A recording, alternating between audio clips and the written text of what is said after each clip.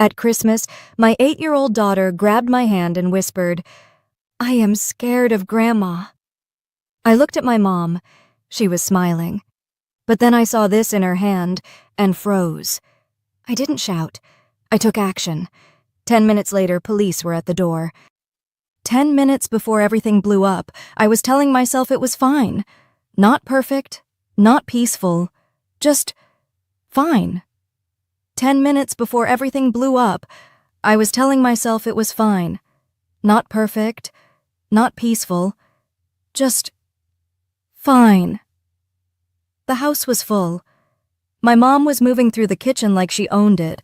Derek, my ex-husband, was being charming to someone. Jade, my best friend, was near the snacks giving me eyes like, "Do not make me socialize with Derek." And Lucy, my 8-year-old daughter, was glued to my side. Which should have been the first red flag. I had made it this far without crying into the stuffing. I was counting that as a win. Then Lucy tugged my hand. I leaned down. "What is it, baby?" She looked up at me, serious, whispered, "I'm scared of Grandma." My brain did a full stop, not confused, not unsure. She said it like she meant it. No drama, no tears, just fact. I blinked. "Scared?" She nodded. I turned toward the kitchen. My mom was standing by the counter, smiling. Not at anyone, just smiling. Like the kind you do when you're alone but pretending not to be. She was humming, something tuneless and too cheerful. Her hands moved over a small dessert plate, spreading something. Nothing looked wrong. Except there was a jar in her hand, and the second I saw it, something in my chest tightened. It looked like the nut-free one, the kind I buy religiously. Same shape, same brand, same familiar blue. But then I saw the lid. It was the wrong color. My stomach dropped. I took a few steps closer. Not enough to cause alarm, just enough to get a better view. That's when I saw the label. Same font, same layout, but different. I knew instantly. This wasn't the nut-free jar. It was the real one. The one that has a warning label for tree nuts printed in small, clean letters on the back. The one I never allow in the house. The one I'd told everyone, repeatedly, was banned. The one that could send Lucy into anaphylaxis. And she was spreading it onto a cookie. A cookie she placed carefully on a pink unicorn plate. Lucy's plate. I went still. My mind flipped through explanations like flashcards. She brought the wrong jar? No. I watched her hold up the nut-free one when she arrived. It was sealed, labeled. This was a different jar. Maybe it was a mistake. Maybe she didn't realize she'd switched them. Except, I never buy the regular kind. There's no other jar in the house. There never has been. So where did this one come from? And why was she smiling? I turned, walked straight to my purse, unzipped the side pocket. Empty. My fingers moved faster. Other compartments. Lining. Inside the flap. Gone. Lucy's EpiPen. Always in the same place. Always. Not there. I didn't react. I couldn't. My hands were numb. I looked down at Lucy. "Let's go to my room for a minute, okay?" She nodded. No questions, just trust. We walked down the hall. I locked the door behind us, opened the dresser, pulled out the backup EpiPen, sat down, tried to breathe. "What are you looking for?" Lucy asked. "Your EpiPen." She tilted her head. "Oh, Grandma took it." I looked at her. "What?" "I saw her. She took it from your bag. She put it in hers." It wasn't a mistake. It was never a mistake. I picked up my phone, called. "My daughter has a life-threatening nut allergy. Someone in my home brought a nut product and removed her EpiPen from my bag. I have a backup, but I believe this was done intentionally." 10 minutes later, the knock came, and I was still sitting there, holding my daughter in one arm, her EpiPen in the other, waiting to find out if this was really happening, or if it had already happened, and I was just the last one to see it. I grew up in a house where keeping the peace meant shutting up. If Mom was stressed, You didn't ask questions. If my brother Trevor forgot to clean up after himself, again, you cleaned up for him. If something felt unfair, you smiled through it. That's just how things were. Trevor and I were close in age, but the rules never seemed to apply equally. He could leave a mess, roll his eyes at Mom, ignore chores, and somehow still be the one getting praised for trying his best. Meanwhile, I was the one who knew where the spare batteries were, who figured out how to keep the washing machine from flooding the hallway. Mom used to call me her little second-in-command. It sounded sweet when I was 6. By 16, it felt like a job I never applied for. Our dad left when I was around 10. Divorce. Quiet, messy, final. He called once in a while, sent birthday cards with money inside. But he was gone. That left me, Trevor, and Mom, which really meant it was just me and Mom holding everything up, and Trevor floating somewhere in his own orbit. Trevor still floats. He's not living with Mom anymore, but he's not exactly independent either. Between jobs, as he calls it. Except between implies there was something before and something coming next. I'm not convinced of either. Anyway, I met Derek when I was in my mid-20s. He was charming in that practiced way some men are, the kind that makes you feel lucky just to be noticed. He was successful, confident, articulate. Everyone liked him, especially Mom. She adored him, said he was the kind of man who knew how to lead, said I was lucky, and for a while, I believed her. We got married, we had Lucy, and for a while, it worked. When Derek's company expanded, he offered my mom a full-time job, something administrative. It suited her, and she loved telling people she worked for the family. It made her feel important. She had a desk, an email signature, a boss she admired. Then it stopped working. I won't rehash it. Not in detail. I'll just say, I left him because he cheated, and that was enough. When I told Mom, she didn't gasp or get angry or ask if I was okay. She sighed. So he cheated, she said. It happens. That's just how men are. I remember staring at her, waiting for the part where she would follow up with something like, but it's still wrong, or, I'm here for you. Instead, she said, you should have stayed. You have a child. I said, I'm not staying in a broken marriage so you can keep your job. She didn't speak to me for 3 days. Derek didn't fire her. Of course he didn't. He promoted her, gave her more responsibility, more money, gave her reasons to speak about him with reverence, even after everything. She took those reasons and ran with them. He's professional, organized, generous. He still supports me even after what you did. What I did. Trevor, for the record, was neutral, mostly because he didn't want to rock any boats that might offer him a job. I heard rumors. Derek had floated the idea of bringing him into the company. Nothing concrete, just enough to make Trevor interested and quiet. Then came the custody process.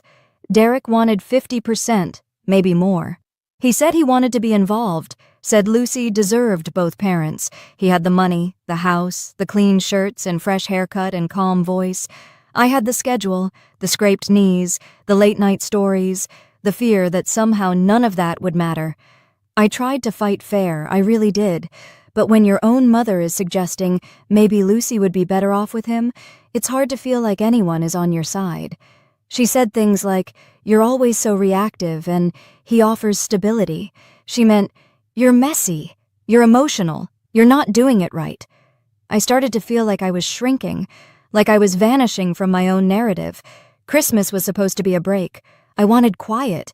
Just Lucy, Jade, Mom, maybe a couple close friends, nothing big, no pressure. But Mom pushed. You have to invite Derek, she said. Don't punish Lucy. It's Christmas. And when I hesitated, she added, this isn't about you. It's about family. So I gave in, like I always do. I invited him, set the table, hung the lights, told myself I could get through one day. I did not expect what happened next. Now I'm sitting in my bedroom. The door is locked. Lucy is beside me, breathing steady. The backup EpiPen is in my hand, and I keep replaying it. The jar, the smile. The plate. The words Lucy whispered. I don't know what this was. I don't know why she did it. I don't know what she was thinking. All I know is it wasn't a mistake, and I don't feel safe, not even in my own home. I was still holding the backup EpiPen when I heard the knock at the front door. Lucy was curled next to me on the bed, small and quiet, like none of this had happened, like she hadn't just looked me in the eye and said Grandma took the EpiPen, like she hadn't whispered that she was scared. 10 minutes earlier, I'd called the police. Now I was waiting. The kind of waiting where your brain fills in too many blanks. What if they don't believe me? What if I overreacted? What if this was all some giant misunderstanding and I just nuked Christmas over a jar? What if it wasn't? Then I heard it. The front door opening. Voices. A man, polite but firm. Then her voice, my mother, all pleasant and confused. Officers? Oh, is something wrong? Lucy shifted. I held her tighter. I couldn't hear what the police said back, but I could picture the look on her face, the wide-eyed innocence, the what could I possibly have done tilt of the head. She could win Oscars if she ever auditioned for something other than manipulative Mother of the Year. Footsteps. Closer, down the hallway. Then a knock. Not loud, not urgent, just steady. Police. Are you all right in there? I swallowed. I'm with my daughter. We're okay. Would you be willing to open the door? Just want to check in, make sure everything's all right. I hesitated, not because I didn't want to open it, because once I did, this wasn't just a suspicion anymore. It was real. I opened the door. 2 officers, 1 male, 1 female. The woman looked like someone who'd seen every kind of ugly, but still kept her voice calm anyway. I stepped into the hallway just enough so Lucy couldn't hear. My daughter has a severe nut allergy, I said. My voice sounded flatter than I expected. My mom brought a jar she said was nut-free, but I saw her using a different one. A real one. The kind we don't allow in the house, and she was putting it on a cookie, on Lucy's plate. I felt my hands tighten around the EpiPen. And the pen I always keep in my purse? It was missing. I found the backup, but Lucy said she saw her take it. The officer nodded. She didn't look surprised. That felt worse. Okay, she said. Would you prefer to stay in the room with your daughter while we speak to everyone else? I nodded. She left. The door clicked shut. I sat back down. Listened. My mother already on stage. This is absurd. I didn't do anything. She's just dramatic. She loves that word. Dramatic. It's her favorite way to say you can't trust her. Another voice, calmer, probably the officer, then more movement. A knock. The same woman officer stepped in. We're going to check the kitchen and speak with your mother. Are you comfortable with us looking through her bag? Yes, I said. No hesitation. She left again. More movement. A raised voice. Not mine. This is harassment. What are you even looking for? That jar was just something I brought. You can't go rifling through people's things just because she has a tantrum. Tantrum. I waited. Then, another knock. The officer came in, this time holding something in her hand. Lucy's EpiPen. We found it in her purse, she said. I stared. The jar, she continued, is not the same one she presented earlier. It contains peanuts. It's clearly labeled. My mouth opened. Nothing came out. Would you like to give a full statement now, or wait until later? Either is fine. Now, I said. She nodded and left. More time passed. I didn't check the clock. Everything had gone sort of floaty, like my body was underwater but no one else noticed. Then I heard it. My mother's voice again, angrier now. You can't be serious. You're really taking me to a station? Over a cookie? Then the officer, Ma'am, you're not under arrest, but we do need to speak with you formally. Then the door. Then silence. I sat there, still holding the pen. Jade appeared in the doorway, didn't say anything at first. Can I come in? I nodded. She sat on the floor next to the bed. looked at Lucy, then at me. "So," she said finally, "quiet evening, huh?" I laughed. It came out sharp, like a gasp. But it was real. "I knew she didn't like me," I said. "Didn't know she wanted to kill my child." Jade didn't flinch. She just reached over and put a hand over mine, the one still holding the pen. And that's where I stayed, sitting next to my best friend, holding the one thing that stood between my daughter and whatever the hell that just was, trying to remember how to breathe like a normal person again. As soon as the officers left, I stood up, still holding Lucy's EpiPen like it was the only solid thing in the world. Jade stood with me. I walked out into the hallway and said flatly, "Christmas is over. Please go." No one argued. Derek didn't say a word, just picked up his coat and walked out like he was leaving a bad dinner party. A couple of guests offered awkward hugs I didn't return. Someone asked if I needed anything. I shook my head. There was nothing anyone could give me that I wanted. Jade didn't leave. She didn't ask if she should stay. She just started clearing plates like she had always lived here. Lucy fell asleep curled up on my bed. I tucked her in, kissed her head, and sat beside her until her breathing evened out. By the time I made it back to the kitchen, Jade had already washed the dishes I couldn't look at. She handed me a mug of tea and didn't say a word. That was what I needed. We sat in silence for a while. Not the tense kind, the kind that fills in naturally when everything else has been said. "I keep thinking," I said finally, "if I hadn't walked into the kitchen right then." Jade didn't answer. If she'd eaten it, if I hadn't noticed the label, if Lucy hadn't said anything. Still nothing. Then, "You did notice." I nodded, took a sip. I didn't say what I was really thinking, that I saw it, yes, but I still waited, still questioned it, still stood there frozen, telling myself it wasn't what I thought. The next morning, the phone rang. Unknown number. But I knew.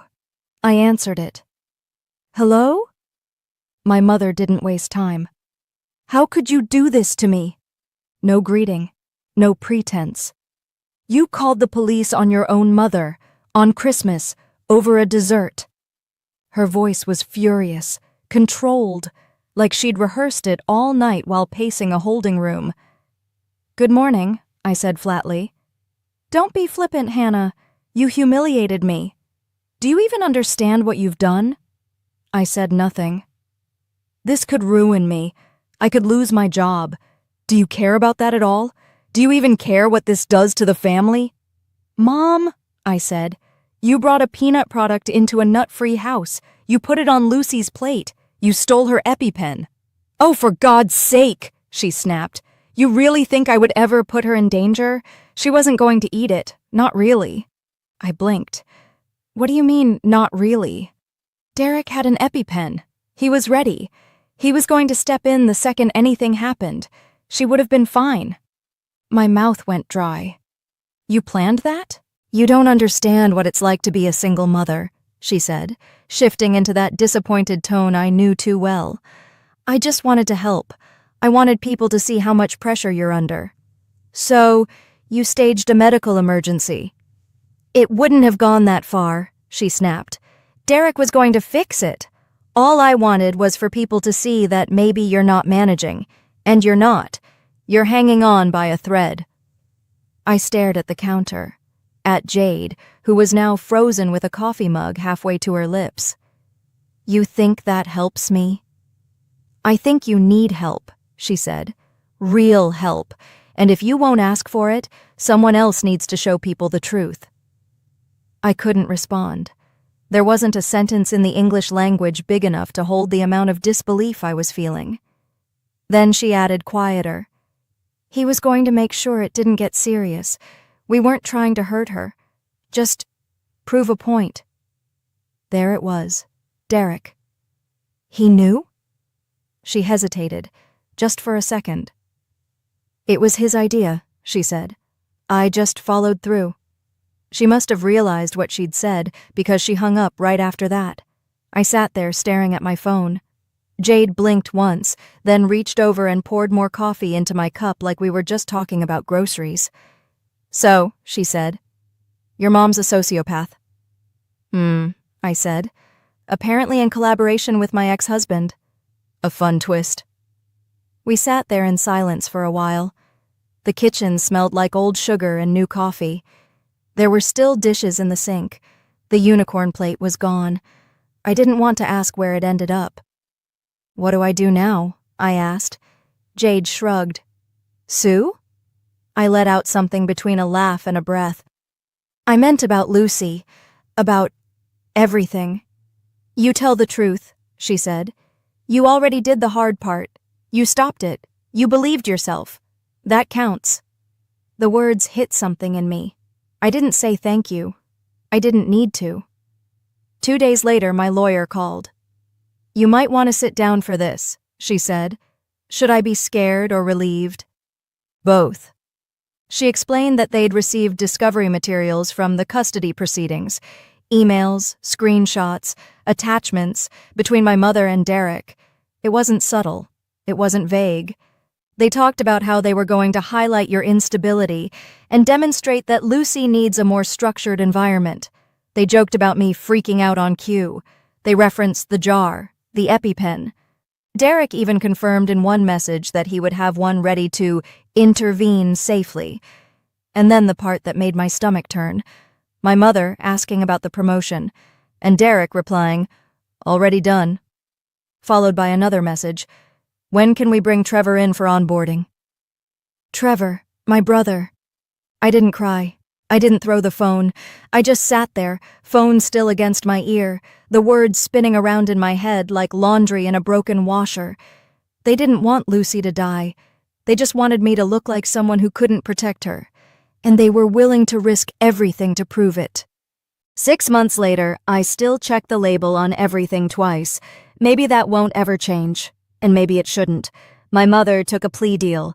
Child endangerment, tampering with medical equipment, 2 years probation, counseling, court order, no unsupervised contact with Lucy for 5 years. Fine by me. I didn't go to the hearing. I didn't need to. I already heard everything I needed the day she told me she just wanted to help. Derek fired her the second the police got involved, said he felt betrayed, which is hilarious considering. My brother never got the job. Derek ghosted him right after the arrest. He texted me once, loyalty, family, blah blah blah. I blocked him.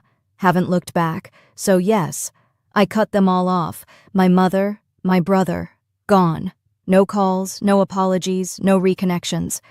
Derek didn't walk away clean either.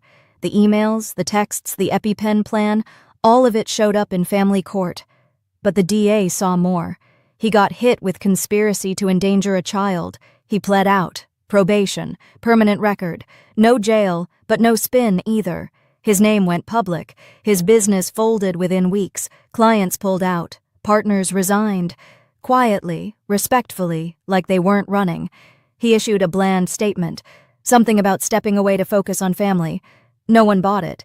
The judge didn't need convincing. Full legal and physical custody to me.